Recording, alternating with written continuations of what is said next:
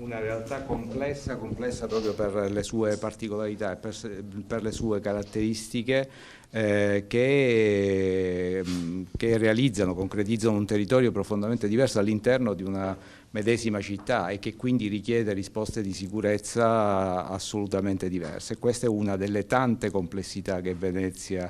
Il nuovo questore Gaetano Bonaccorsi si è insediato a Venezia. 61 anni, messinese, arriva da Pisa ma conosce già il Veneto essendo stato vicario a Padova.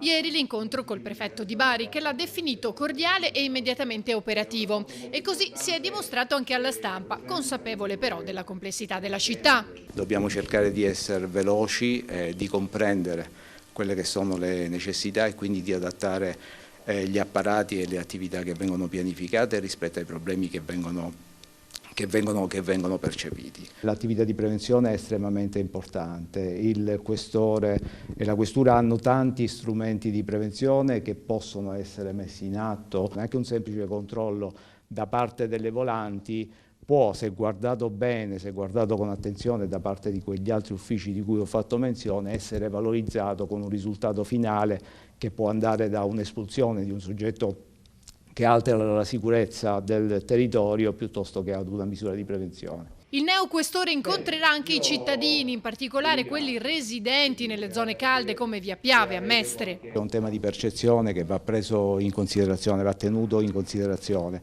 perché l'ampliamento delle aree di disagio determina comunque una condizione di insicurezza appunto al di là dell'aver subito un reato e quindi su questa percezione di insicurezza occorrerà inevitabilmente lavorare. Come fare vedremo, ma certamente un elemento molto importante è l'ascolto.